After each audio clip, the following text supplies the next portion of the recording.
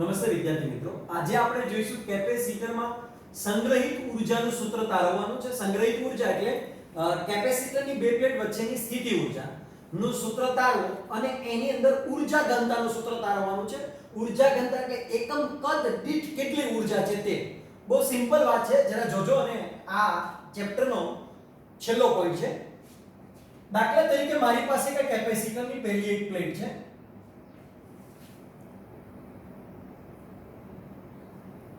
આ બીજી પ્લેટ છે.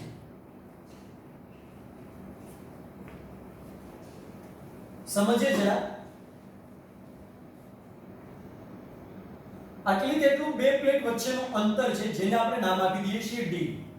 આપ સૌને ખબર હશે d નું મૂલ્ય ખૂબ એટલે ખૂબ ઓછું રાખવામાં આવે છે, કારણ કે જો d નું મૂલ્ય વધારે થઈ જાય તો આપણે જે શોધવાના મૂલ્યો છે એ મળશે નહીં. સ્થિતિ ઉર્જા વગેરે જે કેપેસિટન્સ છે બધા મળશે નહીં, કારણ કે અંદરનું વિદ્યુત ક્ષેત્ર વક્રાકારે ગોઠવાઈ જાય, આપ સૌને ખબર હશે. ચાલો હવે આપણે આને બેટરી સાથે જોડીએ છીએ, એટલે આ બાજુનો જે છેડો છે એને આપણે બેટરી સાથે જોડવા જઈશું. તો અહીંયા આપણે દોરી દઈએ છીએ બેટરી.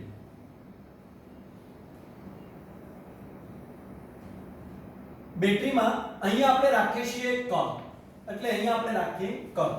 પણ કળ કેવી કરી દેવી પડશે આપણે? ચાલુ, એટલે કળ અહીંયા આપણે કરી દીધી છે ચાલુ. આ બાજુએ કેવું રાખીશું? પ્લસ, અને આ બાજુએ કેવું રાખીએ? માઈનસ. તમને ખબર હશે મોટો છેડો કેવો હશે? પ્લસ, અને નાનો છેડો કેવો હશે? માઈનસ. આ બેટરીનું કામ છે.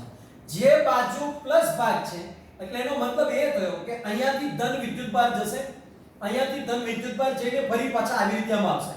આવી પ્રક્રિયા ક્યાં સુધી ચાલ્યા કરશે? તો કે ભાઈ જ્યાં સુધી કેપેસિટર સંપૂર્ણપણે ચાર્જ ન થાય ત્યાં સુધી. જરાક સમજજો. એટલે એનો મતલબ એ થયો કે ધીમે ધીમે અહીંયા ધન વિદ્યુતભાર જમા થતા જાય છે, એટલે એમાં પ્લસ વિદ્યુતભાર જમા થતો જાય, અને આ બાજુએ કયો વિદ્યુતભાર જમા થતો જાય? ઋણ વિદ્યુતભાર. હવે સમજો કે તમારે સમજવાનું શું છે એ આપણા માટે મેઈન છે. અહીંયા દાખલા તરીકે પ્લસ સિગ્મા નક્કી કરીએ અને અહીંયા પૃષ્ઠ ઘનતા કેવી કરીએ છીએ? Minus sigma. વિદ્યુત ક્ષેત્ર ક્યાંથી ક્યાં તરફ હોય જરા જોઈએ પહેલા. તો કે ભાઈ પ્લસ થી ક્યાં તરફ હશે? માઈનસ તરફ. એટલે આ આપણે દર્શાવી દઈએ છીએ વિદ્યુત ક્ષેત્ર. જેમ જેમ વિદ્યુતભાર ઉપર પટ્ટી ઉપર વધારે જમા થતો જાય તેમ તેમ શું થતું જાય? તો ભાઈ બે વચ્ચેના ભાગનું વિદ્યુત ક્ષેત્ર વધતું જાય. પણ યાદ રાખો, આખા ભાગમાં વિદ્યુત ક્ષેત્ર કેવું મળે છે? અચળ. પ્રશ્ન પૂછાઈ ગયો છે, એને પણ જરા આપણે યાદ કરીએ. અને એવું પૂછેલું કે કેપેસિટરની બે પ્લેટ વચ્ચેનું વિદ્યુત ક્ષેત્ર શેના પર આધારિત છે, અથવા તો એનો નીચેનામાંથી કયો આલેખ દર્શાવે છે, અથવા તો આ અંતર અનુસાર કઈ રીતે બદલે છે. તો એના માટે જો આપણને પ્રશ્ન પૂછે તો યાદ રાખો, કેપેસિટરની પ્લેટ બે પ્લેટ વચ્ચેનું વિદ્યુત ક્ષેત્ર અને આ બાજુથી એટલે કેટલું અંતર, એટલે અહીંથી આપણે d પણ કહી શકીએ અથવા તો આપણે d ડેશ કહીએ, એટલે કેટલું સુધીનું અંતર. તો જેમ તમે આગળ જશો તેમ વિદ્યુત ક્ષેત્ર વધતું જશે કે ઘટતું જશે? તો ખાસ યાદ રાખો, કેપેસિટરની બે પ્લેટ વચ્ચેનું વિદ્યુત ક્ષેત્ર હંમેશા સંપૂર્ણપણે ચાર્જ થઈ ગયા પછી કોન્સ્ટન્ટ રહે છે, અંતર પર આધારિત નથી. સમજો જરા, અંતર પર આધારિત નથી, કોન્સ્ટન્ટ રહે છે. પ્લેટની અંદર વધારો ઘટાડો નથી થતો, એવું નથી બનતું એક પ્લેટ અહીંયા છે એક પ્લેટ અહીંયા છે. જેમ તમે આગળ જશો તેમ વિદ્યુત ક્ષેત્ર ઘટતું જશે. આવી ઘટના કેપેસિટરમાં બનતી હોતી નથી, એ અંતર ઉપર આધારિત નથી. અંતર પર આધારિત ન હોય તો વિદ્યુત ક્ષેત્ર વચ્ચે અચળ રહે છે, અને અચળ દર્શાવવા માટે આ સીધો લીટો આપણે દર્શાવવો જરૂરી છે. જો કે આ આપણા ટેક્સની વાત નથી, એટલે આ તો જસ્ટ યાદ આવ્યું એટલા માટે બોલી દીધેલું છે. ચલો હવે શું થશે જરાક સમજીએ કે અહીંયા રહેલા ધન વિદ્યુતભારને અહીંયા લાવવો છે. હવે તમે વિચાર કરો વિદ્યાર્થી મિત્રો, યદિ તમે કોઈ ધન વિદ્યુતભારને તમે જ્યારે અહીંયા લાવશો એટલે બળગરીની અંદર લાવવો પડશે. એ ધન વિદ્યુતભાર ફરીને ફરી પાછો આ બાજુ જશે. એવી રીતે ઋણ વિદ્યુતભાર છે અહીંથી અહીંયા આવશે. પણ યાદ કરો કે અહીંયા પ્લસ વિદ્યુતભાર જો તમારે લાવવો હોય તો તમારે અહીંયા એક આપણે સૂક્ષ્મ વિદ્યુતભાર ધારીએ, જેને આપણે કહી દઈએ dq ડેશ. સમજો જરા, આ dq ડેશ ને આ બાજુથી એટલે કે પ્લેટ અહીંયા એક નામ આપું અને અહીંયા નામ આપું પ્લેટ 2. તો પ્લેટ 2 થી પ્લેટ 1 પર લાવવો છે. પણ તમને ખબર છે, જોજો સિમ્પલ વાત જરાક સમજો. આપણે અંદરની કેપેસિટરની જરા ચર્ચા કરીએ તો dq વિદ્યુતભારને જો તમારે અહીંયા લાવવો હશે તો શું કરવું પડશે? તો ભાઈ વિદ્યુત ક્ષેત્રની વિરુદ્ધ દિશામાં તમારે કાર્ય કરવું પડશે. તો આપણે પહેલા એ ડિસાઈડ કરીએ કે કેપેસિટર સંપૂર્ણ ચાર્જ થયા પહેલા dq જેટલા વિદ્યુત ભારને પ્લેટ 2 થી પ્લેટ 1 પર લાવવો છે તો એના ઉપર આપણે કેટલું કાર્ય કરવું પડશે સમજો જરા શું છે તો કે ભાઈ dq જેટલા વિદ્યુત ભારને પ્લેટ 1 પર લાવવું પડે dq કેવો છે dq ડેશ કેવો છે પ્લસ પ્લેટ કેવી છે પ્લસ બંને વચ્ચે શું થશે અપાકર્ષણ થાય તો બેટરી વડે કાર્ય થશે એટલા માટે આ dq વિદ્યુત ભાર અહીંયા જમા થશે એટલે સૂક્ષ્મ સ્થાનાંતર કરાવી અને અહીંયા લાવવાનો છે તો આપણે અહીંયા એવું લખી શકીએ જ્યાં કેપેસિટરની પ્રથમ પ્લેટ ધન વીજભારિત અને બીજી પ્લેટ ઋણ વીજભારિત છે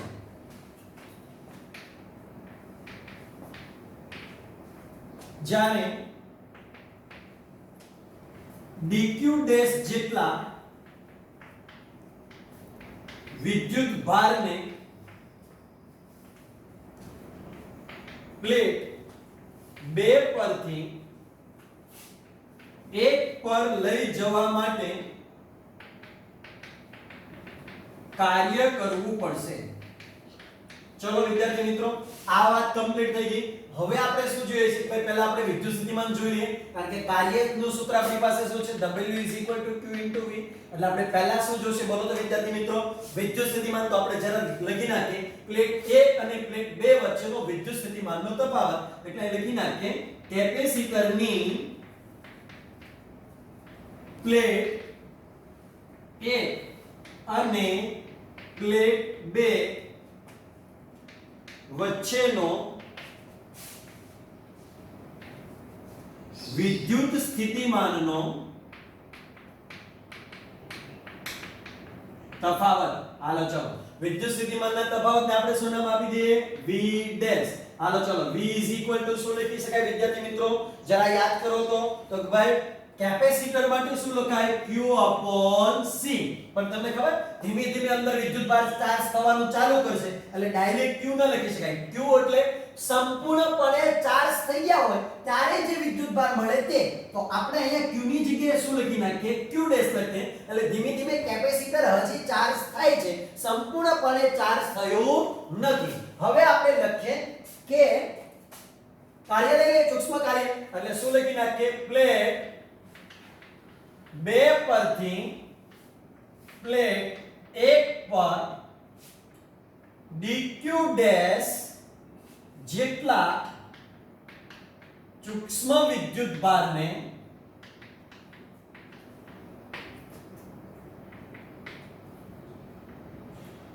સૂક્ષ્મ વિદ્યુતભારને વિદ્યુત ક્ષેત્રની વિરુદ્ધ દિશામાં લઈ જવા માટે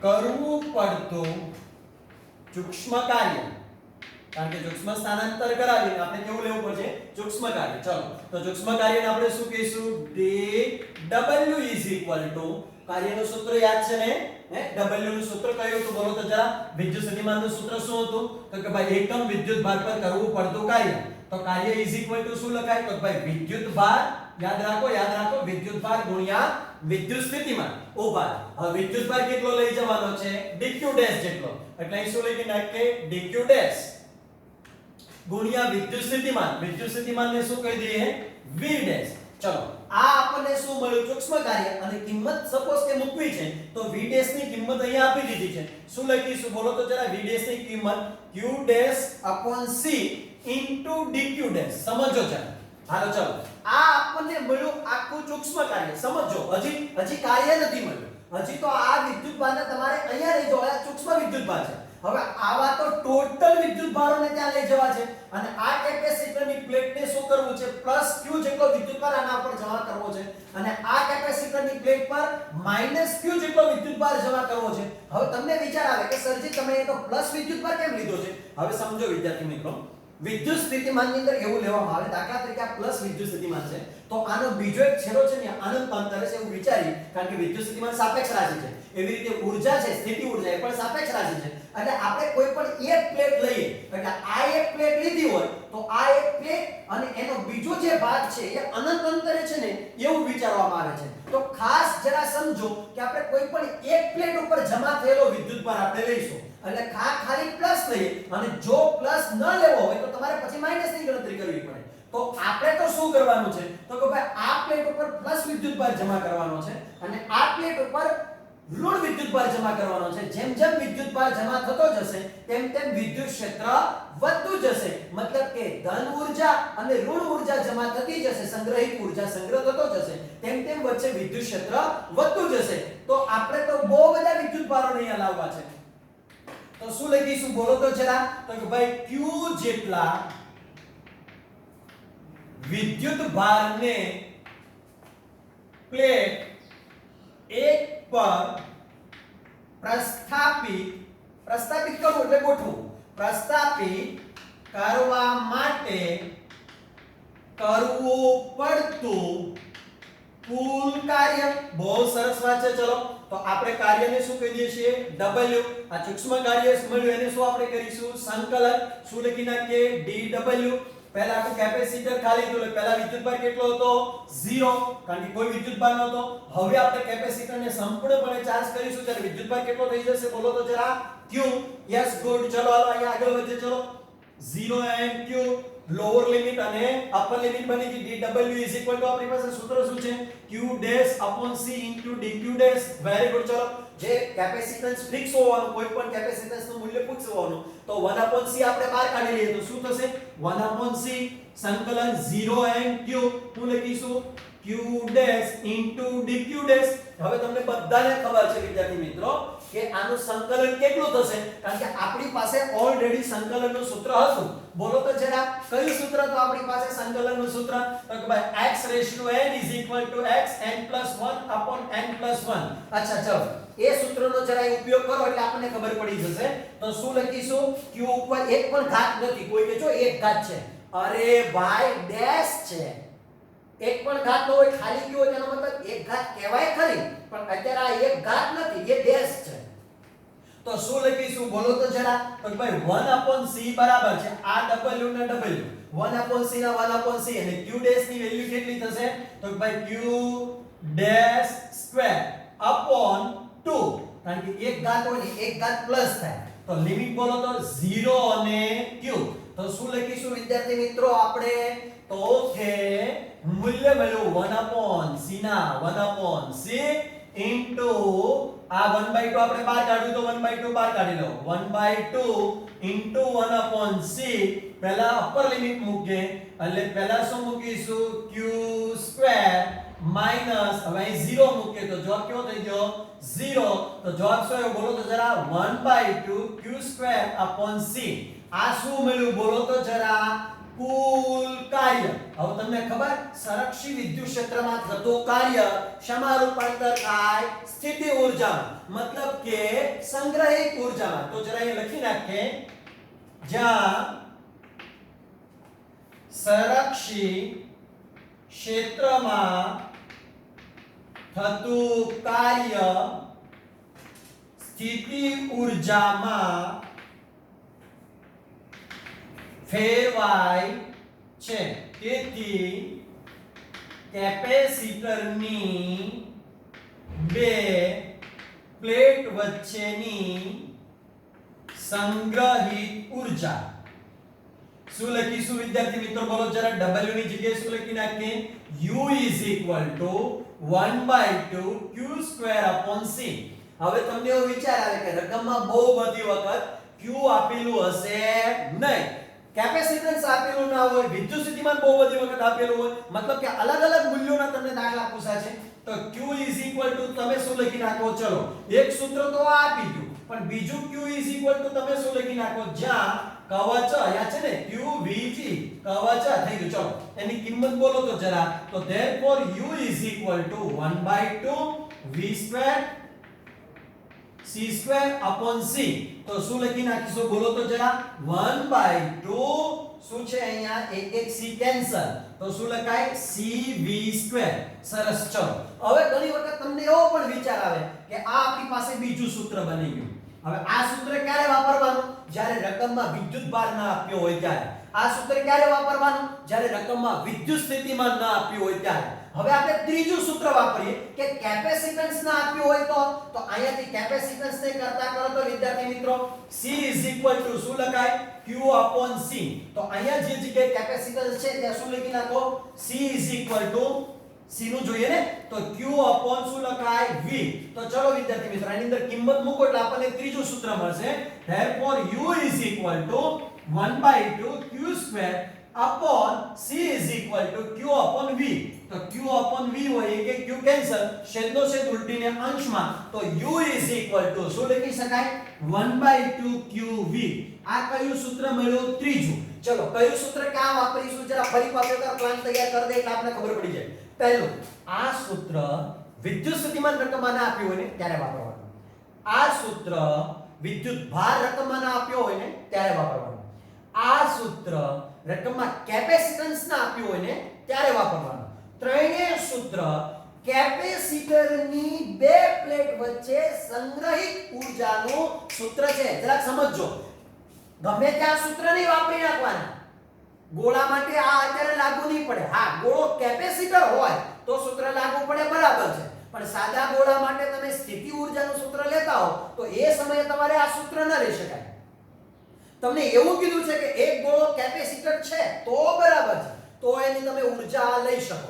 ચલો ત્યાર પછીની આપણી પાસે નેક્સ્ટ વાત એવી છે કે ભાઈ ઊર્જા ઘનતા જરા આપણે લેવી છે. સમજો જરા અહીં શું આપેલું છે વિદ્યાર્થી મિત્રો? ઊર્જા ઘનતા. તો અહીં ઊર્જા ઘનતાની જરા ચર્ચા કરીએ કે કેપેસિટરની ઊર્જા ઘનતા. ઉભારો પહેલા આપણે ઊર્જા ઘનતાની શું લખીશું? વ્યાખ્યા. ઊર્જા ઘનતાની વ્યાખ્યા શું છે? એકમ કદમાં સમાયેલી ઊર્જાને ઊર્જા ઘનતા કહે છે. તો શું લખીએ વિદ્યાર્થી મિત્રો? બોલો તો જરા અહીંયા. એકમ કદમાં સમાયેલી વિદ્યુત ઊર્જાને અથવા તો સંગ્રહિત ઊર્જાને ઊર્જા ઘનતા કહે છે. ઉભા રહેજો વિદ્યાર્થી મિત્રો. ચલો ઊર્જા ઘનતાની સંજ્ઞા શું છે? ρe. પણ પહેલા એ ખબર છે ને ઊર્જા ઘનતા એટલે શું? આપણે કેમ આવું નક્કી કરીએ? દાખલા તરીકે આપણી પાસે ગ્લુ છે અને એક આપણી પાસે લોખંડ છે. હવે આપણને કોઈ એમ પૂછે કે 1 કિલો રૂ અને 1 કિલો લોખંડ એમાં કોનું વજન વધારે હોય એવું આપણને કોઈ પૂછે, બરાબર? તો કોનું કદ વધારે, કોનું દળ વધારે હોય? તો તમે સિમ્પલ રીતે એક જવાબ બોલી શકો કે ભાઈ બેયનું દળ એક સરખું જ હોય, કારણ કે બેયનું દળ કેટલું છે? 1 કિલો. પણ જો તમને એમ પૂછે કે કોનું કદ વધારે હોય તો તમને ખબર 1 કિલો લોખંડ હોય તો એ તો આટલામાં બી સમાઈ જવાનું છે, પણ 1 કિલો રૂ આટલામાં સમાવવાનું છે. એનો મતલબ એ થયો કે ચોક્કસ જગ્યાની અંદર કેટલો ભાગ સમાય છે.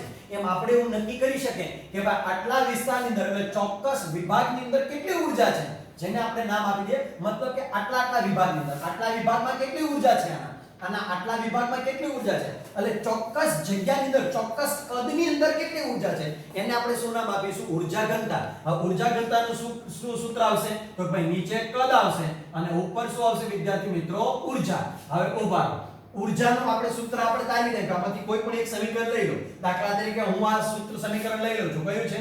1/2 cv² અને કદને આપણે શું કહીશું? બોલો જરા. કદ એટલે ક્ષેત્રફળ ગુણ્યા અંતર. એટલે શું લખાય બેટા? બોલો તો જરા. d. ઉભા રહો. ચલો તો એની જરા કિંમત બોલો તો 1/2 ના 1/2. ચલો c ની કિંમત શું થાય? કયું કેપેસિટર છે? સમાંતર પ્લેટ કેપેસિટર. તો એનું કેપેસિટરનું સૂત્ર a epsilon 0/d ઇન્ટુ શું થશે? બોલો તો જરા. v² upon ad. ઉભા રહેજો, જોજો જરા. ચલો એ કેવા થઈ ગયા વિદ્યાર્થી મિત્રો? કેન્સલ. તો જવાબ શું આવ્યો? 1/2 epsilon. અહીંયા શું છે? v². નીચે શું છે? d. એટલે d ગુણ્યા d એટલે શું થઈ જશે? d². હવે તમને ખબર? તમે એક સૂત્ર જરા યાદ રાખ્યું હશે તો e = v * d. હે ને? આપણી પાસે સૂત્ર હતું ને, સોરી, V E * D. આપણે એક સૂત્ર તાર્યું તો તમને ખ્યાલ હોય તો વિદ્યુત સ્થિતિમાન અને વિદ્યુત ક્ષેત્ર વચ્ચેનો સંબંધ. તો આપણે આવું સૂત્ર લખતા હતા ખબર, E = del V એટલે dV/dx. તો હવે આ સૂત્રની અંદર v ને કરતા કરો તો શું લખતા હતા, V = E * x, x for અંતર. તો ત્યાં V શું લખી શકાય બોલો તો જરા, E * x. તો હવે આપણી પાસે તો V અને D છે ને, તો D ને અહીંયા જવા દો તો શું લખાય બોલો તો જરા, અહીંયા V2 D2 ની જગ્યાએ શું લખી શકાય, E2. તો જવાબ શું આવશે, 1/2 ε0 E2. આ આપણને મળી છે, જે શું મળી છે, વિદ્યુત ઊર્જા ઘનતા. સમજો જરા, શું મળી છે જરા, વિદ્યુત ઊર્જા ઘનતા. જો અહીંયા લખ્યું છે ρ લખ્યું છે પણ ઇલેક્ટ્રિક છે. હવે ઘણી વખત વિદ્યાર્થી મિત્રો એવા બી પ્રશ્નો થાય છે આપણને કે આ તો બરાબર છે, આપણે સૂત્ર તારવી લીધું, ઊર્જાનું સૂત્ર તાર્યું, ઊર્જા ઘનતાનું સૂત્ર તાર્યું, પણ જો તમને દાખલામાં કોઈ એવું પૂછે, ધારો કે આની અંદર ડાઇલેક્ટ્રિક પદાર્થ ભરેલો છે, સમજો જરા, તમને એવું કોઈ પૂછે કે ભાઈ કેપેસિટર ની અંદર કોઈ તમે એક ડાઇલેક્ટ્રિક પદાર્થ ભર્યો છે, તો તમે શું કરશો, તો એની ઊર્જા ઘનતાનું સૂત્ર શું થશે, તો એ લખી નાખીએ, કેપેસિટરમાં ડાઇલેક્ટ્રિક ભરતા, ઉભા તમે ડાઇલેક્ટ્રિક ભરશો તો શું થશે ખબર, ρ E = 1/2 એપ્સિલોન E2.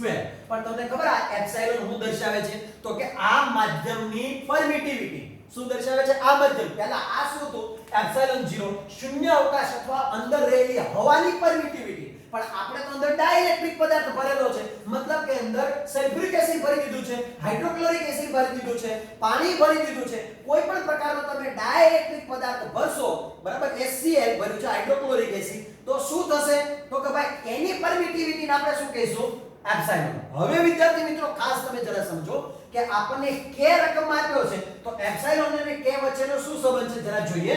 જ્યાં k = શું લખી શકાય, એપ્સિલોન / એપ્સિલોન 0. સમજો જરા, જ્યાં k = શું લખી શકાય, એપ્સિલોન / એપ્સિલોન 0. એપ્સિલોન એટલે તો કે ભાઈ માધ્યમની પરમિટિવિટી, એપ્સિલોન 0 એટલે શૂન્ય અવકાશની પરમિટિવિટી.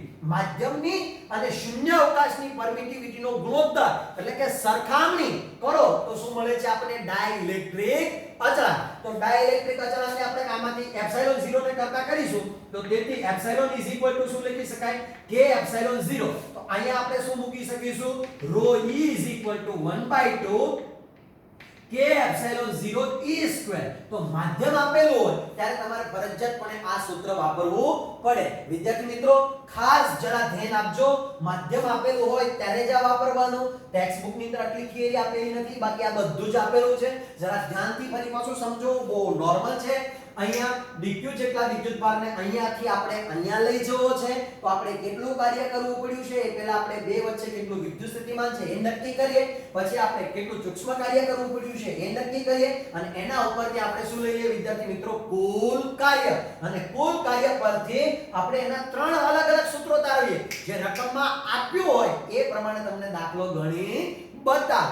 ચલો બીજું આપણે શું જોઈએ છે, તો ભાઈ કેપેસિટરની ઊર્જા ઘનતા. ઊર્જા ઘનતા એટલે ચોક્કસ વિસ્તારમાં કેટલી ઊર્જા છે, તો એ આપણે શોધવાનું હતું. તો આપણે આ શોધી નાખ્યું, ઊર્જા ઘનતા હવાનું માધ્યમ હોય ત્યારે, અને ઊર્જા ઘનતા અંદર ડાઇલેક્ટ્રિક માધ્યમ હોય ત્યારે. અચ્છા, થેન્ક યુ વેરી મચ. આટલું જ ખાલી ગુજરાત બોર્ડમાં છે. હવે પછીનો જે લેક્ચર આવશે એ JEE NEET નો રહેશે. થેન્ક યુ વેરી મચ વિદ્યાર્થી મિત્રો. આ સાથે આપણું બીજું ચેપ્ટર શું થશે, પૂર્ણ.